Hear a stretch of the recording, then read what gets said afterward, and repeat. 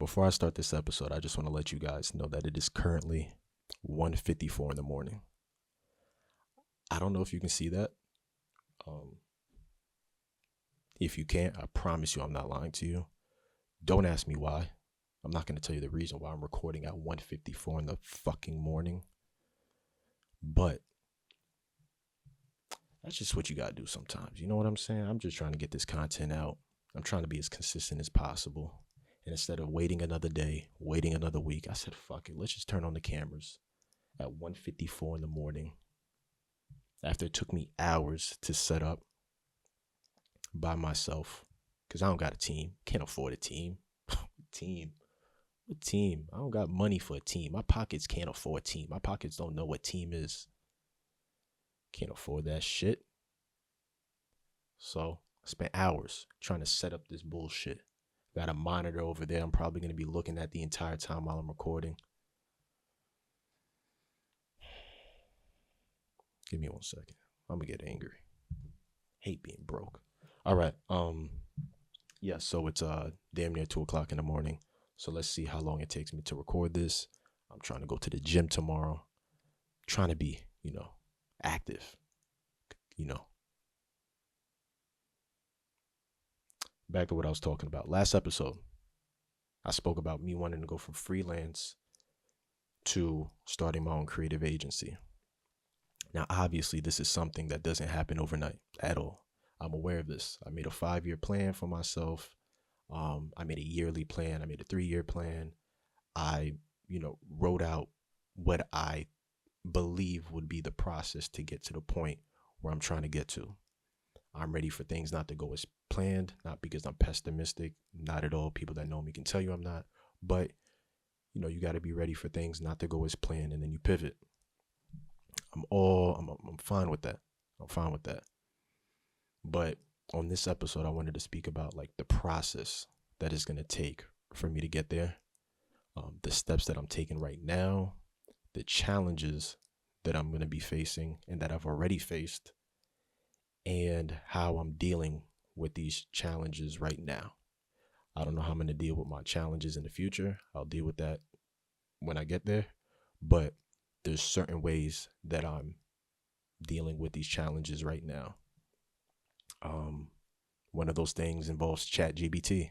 I really want to speak about that. I want to speak about, the pros and the cons, my viewpoint on ChatGPT.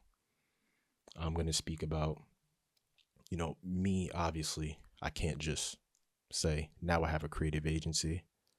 I can say that, but ultimately that's not what it is right now. So the first step that I'm taking is offering brand consulting. I want to speak about that as well, and why I'm so excited for that, why people should look into it, especially other freelancers. It's not for everybody, definitely is not. But I think it's good to educate yourself on just the concept and that service in general. And then I want to also talk about internal versus external work. And basically working on versus working in your business. There's a difference, and I think people need to hear these things. So why am I transitioning from freelancing to starting my own creative agency? And it all comes to having power in me and the value that I provide to other people, and having other people recognize the value I provide to them, not just in deliverables, but in the way that I think and my knowledge. So me as a freelancer, and other freelancers can relate to this, there's a lot of things that we do that makes our line of work more difficult. We have a bad habit of not unlearning a lot of the things that we know and how we go about conducting our business. And, a lot of what I'm going to speak about in this episode comes from me watching a lot of Chris Do videos in the future. If you haven't watched or Googled or YouTube Chris Do, the future, and the entire team that they got over there, and the interviews that they do, and the value that they provide to people, I implore you to go do that. Extremely good information for creatives, but also creatives who need to put that creative hat down for a second and focus more on the business. Because like I always say, we want sustainability. And a lot of creatives do not position themselves in an area where they could have sustainability. And you struggle. And this is part of the reason why I'm going from freelance to creative agency, hopefully one day. Now, on top of Chris Do in the future videos, I also want to reference a lot of what I read in Blair Enns' Win Without Pitching book, which I have next to me at my desk. That's like the Bible for me right now. And what I learned from both of these two men, Chris Do and Blair Enns, is you have to position yourself in a way where you are not an order taker. I hate that. And as freelancers, as creatives, we often put ourselves in positions where we are an order taker. Client reaches out to us, or, prospect client reaches out to us and says, hello, this is what I need you to do for me. And we say, okay. And we charge them a price. Hopefully they say, okay. And then we go about doing our business with them. I don't want to be that person. And I've always hated being that person. Therefore, I wanted to position myself as a partner, a collaborator, someone who, when people work with, they value the way I think, they value my knowledge, and I'm getting paid ultimately for that first, not for the deliverables and the order taking that I'm doing for them. Pay me for this. Don't pay me what I can tangibly give you, if that makes sense. And the more I watched, these videos on YouTube, the more that I read multiple books. And like I said, I'm going to be referencing Blair Enns' Win Without Pitching method. The more I learned that I had to change my entire business model as a freelancer and move to a different, just scale in that sense. So the way that you become a collaborator, the way that you become a partner instead of just an order taker, is by, educating yourself on how to charge for your way of thinking. And a lot of this comes with, a lot of this directed me or led me to not wanting to be a freelancer who just took orders from people. And like I said, I've always hated that. A quick personal story. I remember the year that I started doing freelancing after, just treating it like a hobby, not getting paid for the photos I was taking, the videos that I was making, the photo work that I was providing to people.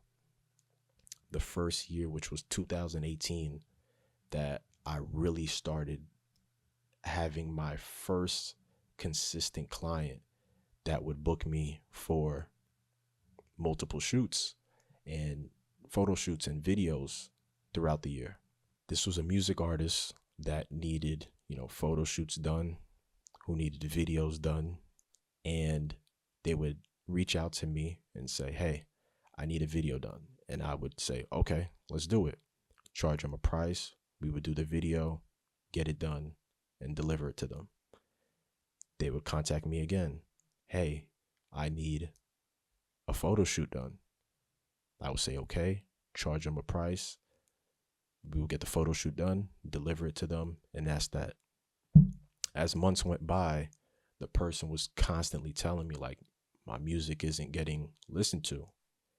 And I ultimately knew that this wasn't what this person needed, the work that I was providing to him. The photo shoots that I was doing, the videos that I was doing, they weren't doing anything for him because he wasn't promoting his music necessarily. He was putting money into creative work for, songs that he had, but he wasn't putting any money into promotions. And I felt kind of awkward to tell this person how to run his business. I thought that my job was to just do as I was told. And some would think that's what I needed to do, and I always disagreed. And I think I could have had more value had I told this person, hey, listen, no, you need X, Y, and Z before you come to me and do whatever it is. And if I would to help that person figure out how to, promote their music or properly diagnose where their problem was, which I knew what it was, but I just kept it to myself, then I would have more value rather than just be an order taker. I knew the steps that this person needed to make, but I had one specific job and I only did that. And that always stuck with me. Why am I doing this work for someone when I know it isn't providing to the issue that they have? It isn't fixing the issue. I'm accepting money knowing that what they're trying to accomplish won't be accomplished because they're putting their money in the wrong spot. So I say all that to say this. On my road to building a creative agency, one of the services that I do want to provide is branding services. Basically, branding consulting. And what that means for people, I want to offer brand strategy.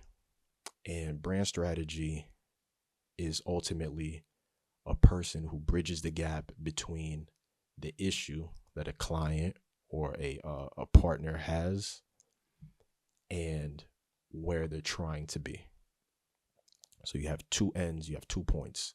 And as a brand strategist, as someone who, offers brand consulting,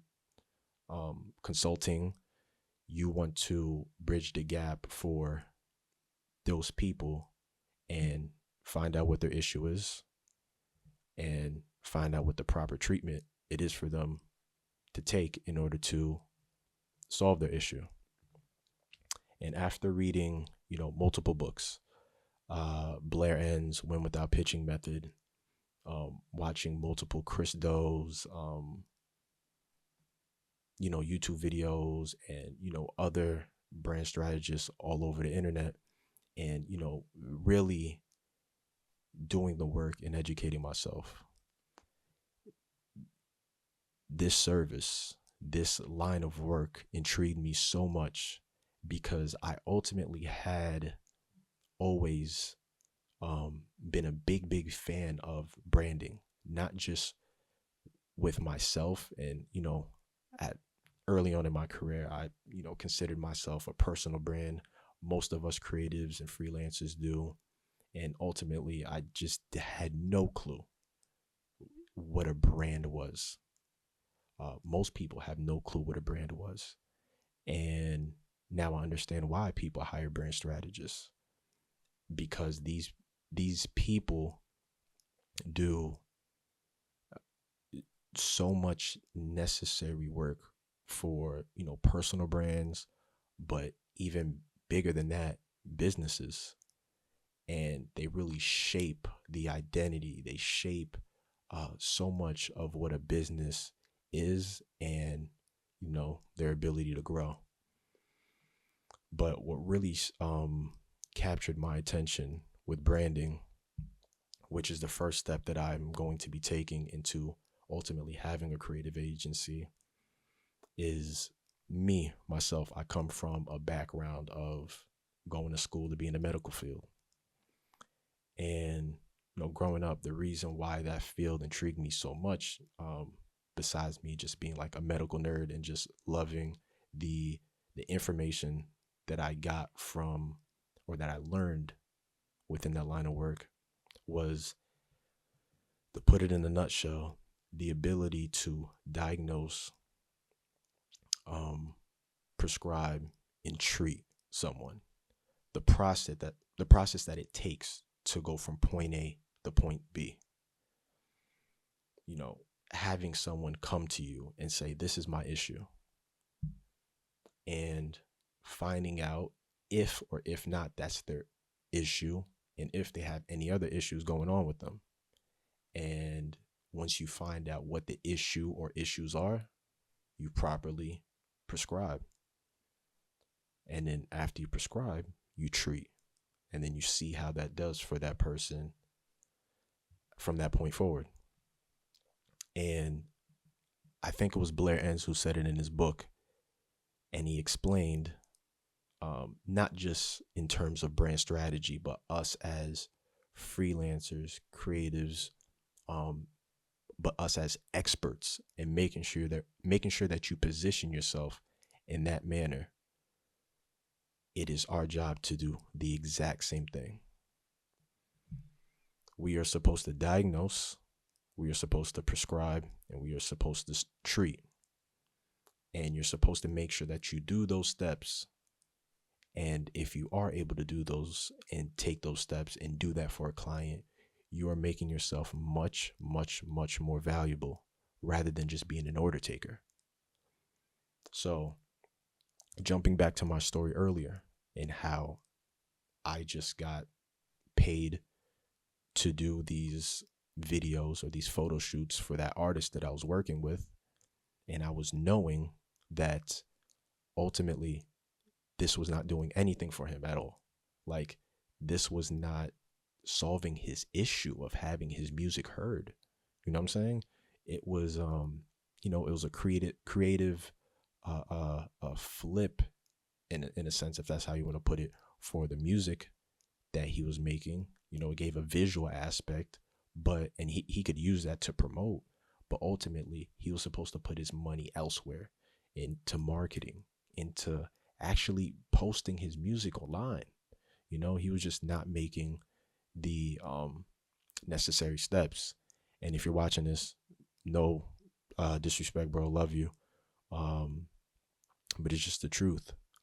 And the reason why I jump back to that story is because if that was a doctor and I'm treating you, I'm prescribing you a video, knowing that video isn't going to treat what your issue is, what is that called?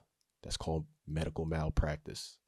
And there's so many of us as creatives that are making creative malpractice. We're not purposely, like, we don't mean this with we don't mean to be malicious when we do this. But the fact of the matter is, that's exactly what we're doing. We are creating, and we are guilty of creative malpractice.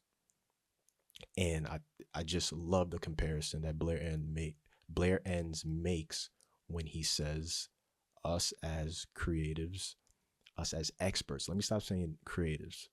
He says you want to position yourself as experts. When you position yourself as an expert, you're ultimately telling whoever is going to contact you that, listen, this is my line of work and I'm an expert at what I do. And I'm going to price myself, I'm going to charge you at an expert's rate. But what he says, is the best way to go about doing your business is to diagnose, prescribe, and treat. And you become so much more valuable when you do these things. And jumping back to being a brand strategist and offering, branding services for clients or businesses that contact me, I want to be paid for my way of thinking. Of course, I can give deliverables. You know, that's great. But ultimately, I don't want to be paid only for what I can return to someone as a deliverable. I want to get paid for my way of thinking. I don't want to get paid to be an order taker. It's not sustainable. It's not sustainable at all. I want to be able to get paid for my way of thinking. And the same way that intrigued me enough to spend some time to go to school and learn about the medical field, because I love, the way of, learning so much, getting so much knowledge on the medical field, even though it was stressful and it was hard as fuck and it was, man, drives you crazy. I loved it. And I love that, that process, like I said, of diagnose, treating, and prescribing. I'm becoming very, very repetitive, but it's just always intrigued me. And now, doing all this research and educating myself on brand strategy, that's the first step that I want to take to getting to that creative agency position, getting to that point. And ultimately, once I get to that point, still offering my branding services, but also any other creative work that, a business that may need offering those services as well, whether it's, photo and video production, whether it's, content writing, SEO, and of course, on top of, within branding, helping them out with everything with their identity, doing logos, doing websites, and having a team of people with me that can help me make that a reality. So the reason why this is so important within the world of business is because you're basically operating as a physician. You are a business physician. And I want to, be that brand physician for different businesses. I want to be able to come in, diagnose you, tell you what the issues are with your company, besides what you may think your issues are. I can't just take your word for it, the same way a doctor cannot just take your word for what you're saying you're feeling when you come into the office, or what you may think that you have. They have to run tests. They have to diagnose you. I want to be able to do this with businesses.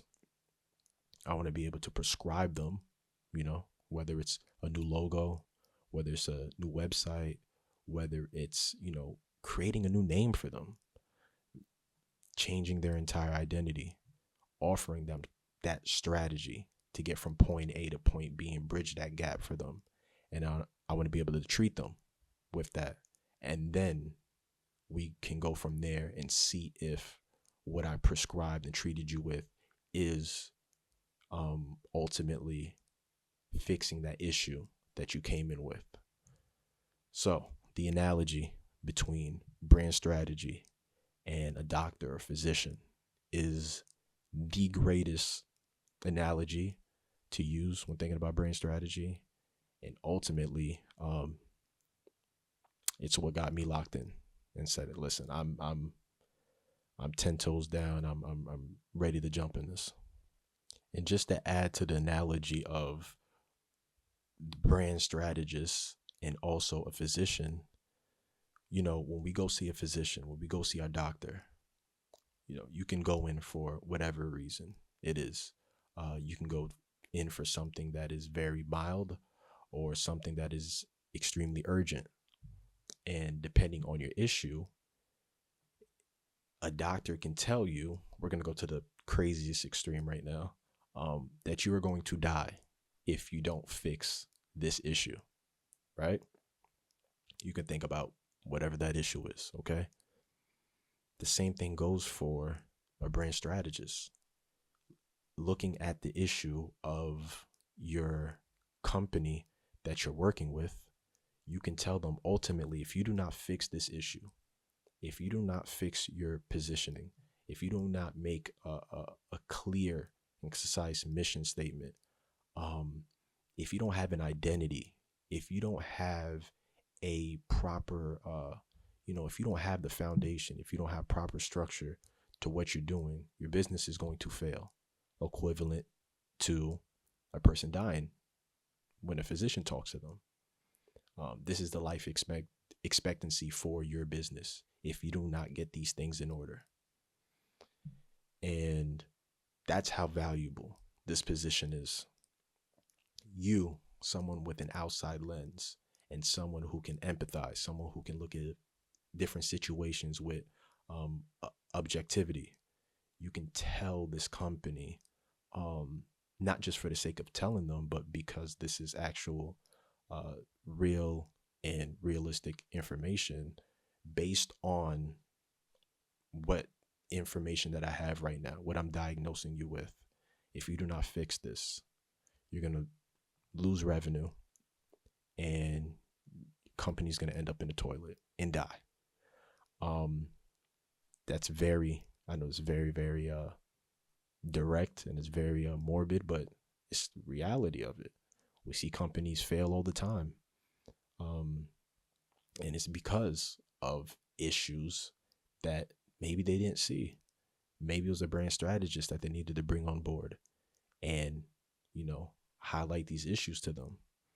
But, sometimes you don't see these issues before it's too late. And, that can end your company.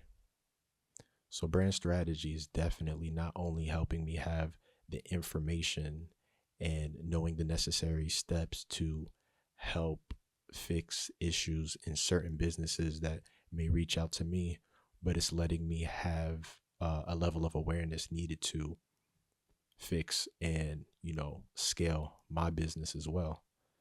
And part of the work going into scaling, the business that I'm trying to create and grow is knowing the balance between doing external and internal work, working on your business as opposed to working in your business.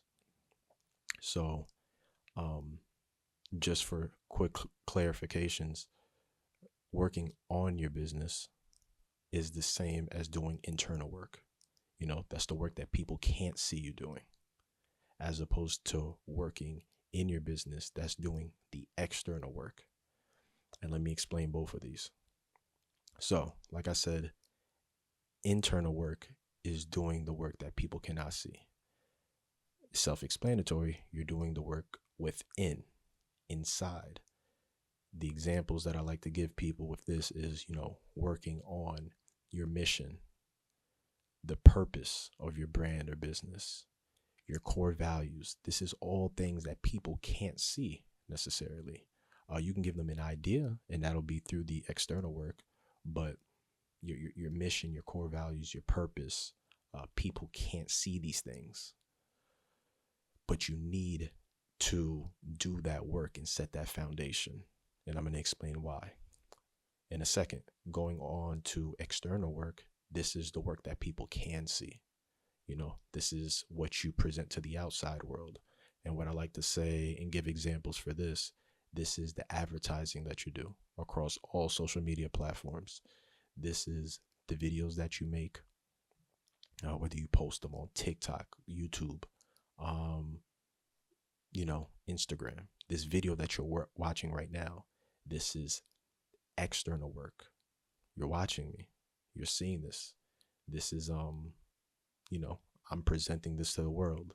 However, the hours that I put in to, write out the outline for this episode, or the work that I'm doing, basically trying to cater to you, my target audience, behind the scenes. That's my internal work. You can't see that stuff. But the reason why you need to have your internal work set first, the reason why you have to work on your business, is because you need to set that foundation. Once you have that foundation, everything is easier to do. Without this foundation, you're going to get to a point where you're having a lot of dissatisfaction and an immense amount of burnout, and nobody wants to feel that. You want to have a purpose to what you're doing. You want to have a mission. These things may sound foreign to you, and if they are, that's a good sign. That's something that you have to educate yourself on, and I'm telling you, please do that.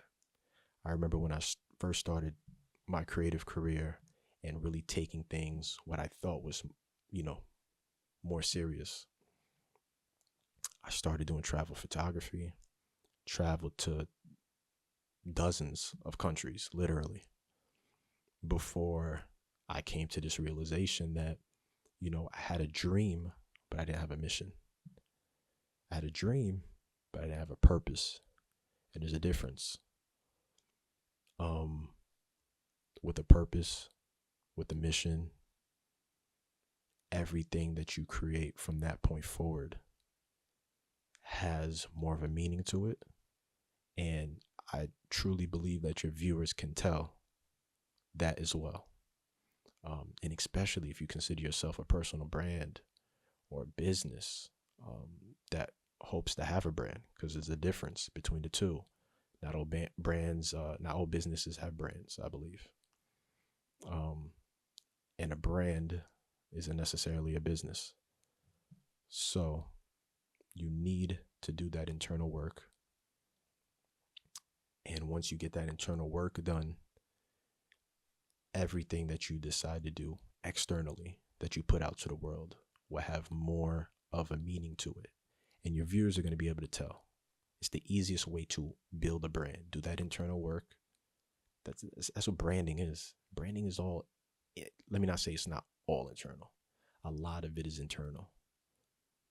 And you need that internal work in order for your external work, the working in your business, the stuff that you're putting on the outside, in order for people to, really feel and grasp onto.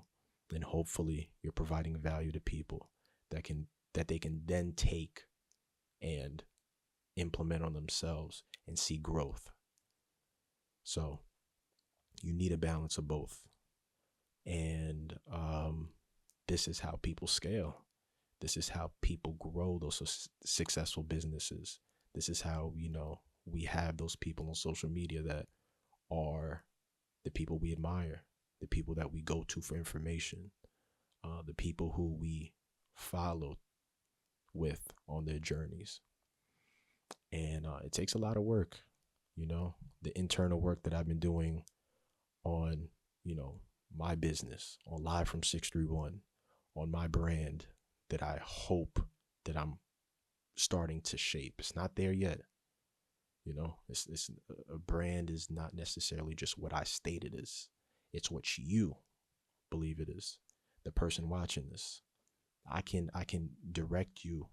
I can hope to direct you in a certain direction with these videos, with the content that I post, and give you a feel for who I am, give you my identity.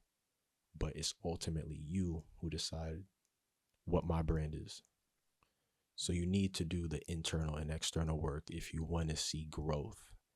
And a lot of the times, people starting off their creative careers, we're doing this alone. We don't have a big production team. We don't have always someone else to, riff ideas off of. And that's when you have to use your services that you have around you and that you have at your disposal to help you get from point A to point B. So all the challenges that you're facing as a creative, you have to, look out there and see what services do you have that can make your job just a little bit easier. And as of right now, there's one that's been, been a lot of talk, not only in the creative field, but, just among society in general. And that's ChatGPT. There's a lot of strong opinions on this, on open AI and what they're giving us with ChatGPT. There's a lot of discourse, people who hate it, people who love it. And me, this is the way I look at things. Technology will never stop advancing. There's never been a point in life where technology advanced, and no matter how scary that technology was, we acknowledged it and said, hey, we can't use this right now. There's never been a point in history where that has happened, and there never will be a point. We as humans, once we're aware of something that can make our lives easier, even with the evil that we can do with it, we'll never not use it. It doesn't happen. You can't know of something so advanced and expect humans not to use it. I don't care how you feel. So instead of complaining about what could come from this, I understand, yes, there are jobs that are going to be taken from people. The same way every time technology advances, that's what happens. And it's scary at first. And the people who are old and just fear mongers and refuse to adjust to the way technology advances, I don't know. I don't think those people advance in life. Maybe that's when they hit their like climax, and then from there it's just it's not a road of opening your mind up to new ideas and learning something new and getting on the side of technology, because you can't be against technology. It's not sustainable to your life, and all we care about is sustainability. So the way I look at things are, there's a lot of bad that can come from this. Instead of focusing on that, we have to be aware of it. I'm not saying we don't.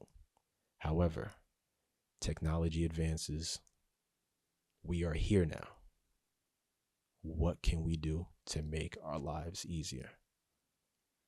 So, with that being said, I use ChatGPT for almost everything that I need, not only in my creative and business path, but just personal reasons as well. I like to say that ChatGPT is the assistant I can't afford, and I need it, and I love it. The reason being is because it makes everything that I do, as of right now, more efficient. I'm able to get scripts for certain videos up at a faster rate. I'm able to riff ideas off of ChatGPT as if it's like a person, a partner, a creative partner that I have, a business partner that I have.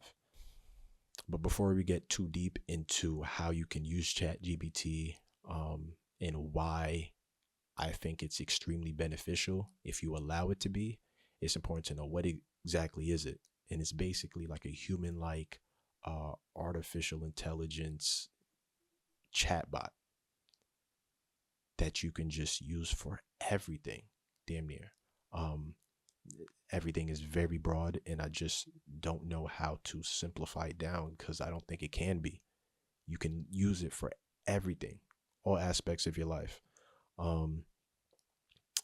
And it's just insane. It's like having an assistant. It's like having a business partner. It's like having a creative partner for myself. Now, with that being said, I want to speak about how I personally use ChatGPT, which is mainly for creative and business purposes. However, it is not just limited to that. What I like to tell people is, if you ever used Google to find anything out, to do anything, just use ChatGPT first and experience it through there first. The best way to get good at using this platform is by exposure. You have to expose yourself to it. So anytime you ever think about Google and trying to find an answer to something, or anytime that you have a question to anything, period, ask ChatGPT first. And then from there, see the different ways that you can manipulate it and use it. to make your life easier, you know. But the first thing I use ChatGPT for is to generate ideas.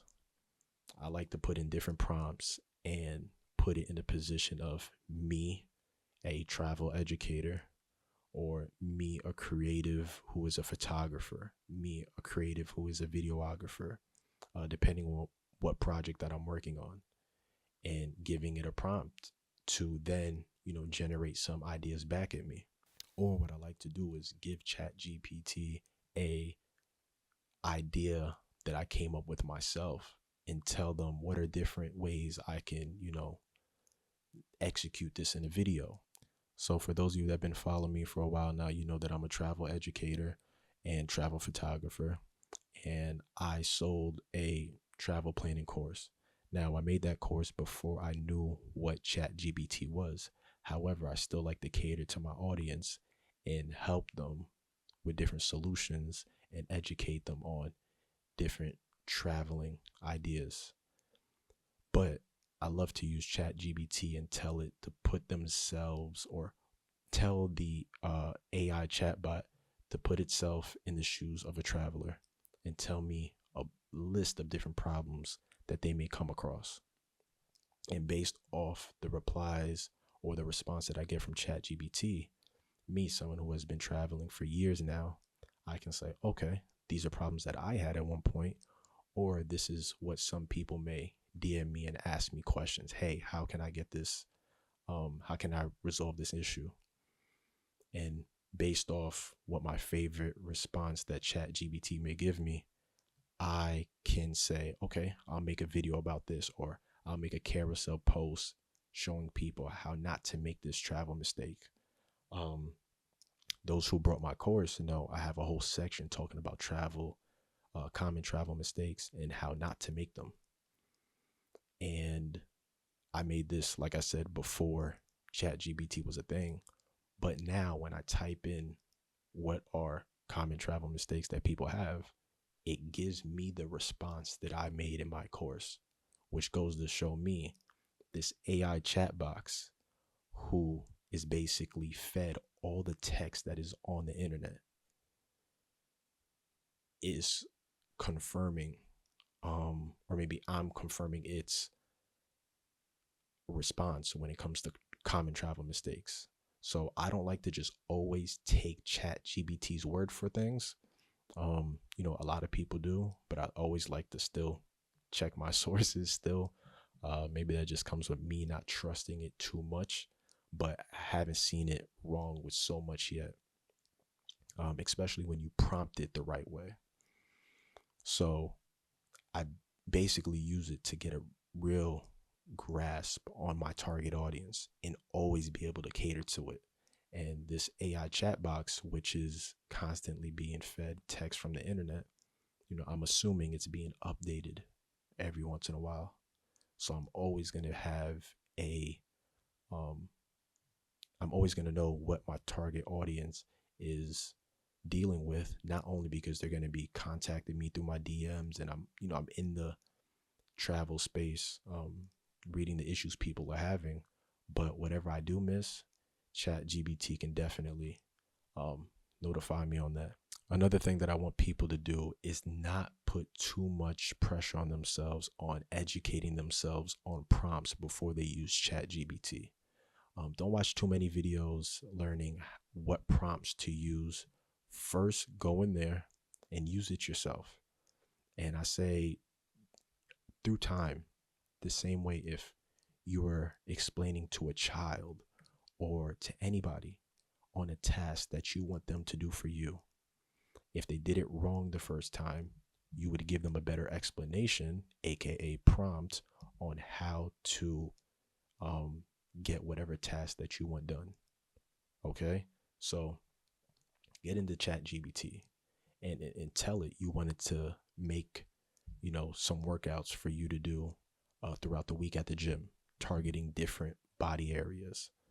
Go into ChatGPT and tell them your dietary restrictions and what you should buy at maybe a specific grocery store, and see what it feeds back to you. I've tried these things And it's just interesting to get these responses. The best thing that I think that it does for me is I'm always thinking of different ideas for whatever it is that I'm doing in my life. But I love to get ideas from a third party. And I'm not someone who has a big network of creatives around me.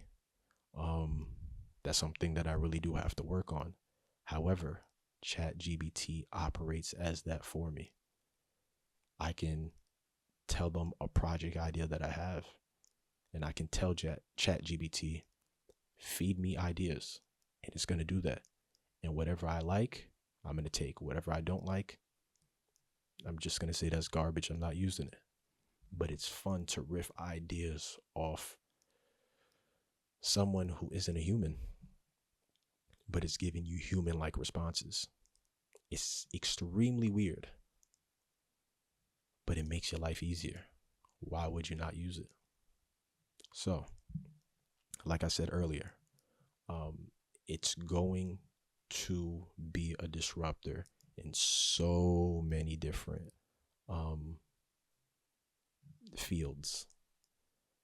Another way that I like to use ChatGPT is to do SEO and copywriting. Just the other day, I had to send out an email to everybody who brought my course. And I can't say specifically what I told them in the email. You'll find out soon. But I wanted ChatGPT to come up with an email for me. I don't want to spend time typing out an email. So I put that into ChatGPT, and it came up with an email. And I gave ChatGPT the topic in which I wanted to speak on, and let them know what's to come in the future. And ChatGPT came up with the entire email. So that's another way that you can make your life extremely easier. People who have work and need to send constant emails to people, give ChatGPT an idea of what you want the response to be, or what you want the initial email to be. And it's going to give you a full email. You read it over and you just edit it the way that you like. Use it for ideas. Don't think too hard. Let it do the thinking for you, and then you just shape it up. That's all you need to do. So what I'm trying to say is we use technology to make our lives easier. There's never been a point in history in which technology advanced, and regardless of the circumstances that it may bring, we were aware of how this can make our life easier and decided not to use it. That never happens. We're humans. We are incapable of knowing something that can make our life easier and not doing or not taking part of it. I understand negative effects that can come with it. However, we figure shit out. That's just us. We always do. We always will. And I understand the fears that may come from AI. I understand what people are saying with music and the morality of a lot of what people are doing. I'm not arguing that. However, we know that when technology advances, we have to take part in it. Just a sad reality of things. I know a lot of what's been going on with AI in the music game has been weird. I'm seeing people make Biggie verses, people making verses and songs from artists that are both dead or living, and these artists have no saying in whether they want this music out or not. Yeah, I think there's a conversation to be had on the morality of it. A lot of it is weird. I want people to remember that, yes, AI is different, but this is just technology advancing. Once again, the drum machine came into play at one point, and the drummer said, fuck y'all. And guess what? The drum machine is still here. No matter who hated, or who lost a job because of the drum machine, because of, softwares like Fruity Loop or, Ableton. We advance, we adjust. That's what I mean. We adjust to technology advancing, and we live with it, and we figure out how to make a living with this new technology that is there. I hate the argument of people saying, "Oh, AI will never stay around because there's no soul in it. There's no soul in the AI. There's no soul in music." But at the same time, it's the same people that were talking about music being made today has no soul in it. So if you're saying there's no soul in music today, and you're saying that AI won't stay around because there's no soul, it doesn't make sense. You're contradicting. It doesn't make any sense. You're contradicting yourself. Whether AI has soul or not in music, the music that it makes will be around, and labels are going to just figure out a way to monetize off of it. They're going to get their money. Artists, I think, are also going to be compensated for it as well. Do I know how? Absolutely not. I don't care to figure it out either. But I do think, this is just new technology that we don't necessarily have the answer to how things are going to go about in different fields. And that's how it is when technology advances. We don't know until we do. We'll figure it out. It's like Bitcoin. It's like cryptocurrencies. At some point, the bigger this stuff becomes, the banks are going to have control over this shit. They're going to get their money. I'm not going to fuck the banks up. They're going to get theirs. They're going to be a majority owner of a lot of these cryptocurrencies. If they get big, they're going to figure out a way to get their money. The same thing with these labels. They're not just going to have AI ruin labels. They're going to feed into it as well. Haven't they had like artificial intelligence artists, whatever that shit is called? Like fake artists. What is that shit called? Fucking, I don't know. There's been like AI artists that made music. Then they got canceled by labels, or it got canceled by the people. Labels had to like drop them. Y'all know what I'm talking about. Like the music heads that follow the industry know what I'm talking about. I forgot what label it was, but there was like a fake AI artist that was making music, and it said nigga, and then got canceled. But more to the story. So we figure shit out. Technology advances, and you'll never be able to stop it. Simple. Okay? So, I'm done. I'm going to bed. Currently, 3:22. I gotta go to the fucking gym in the morning. Good night.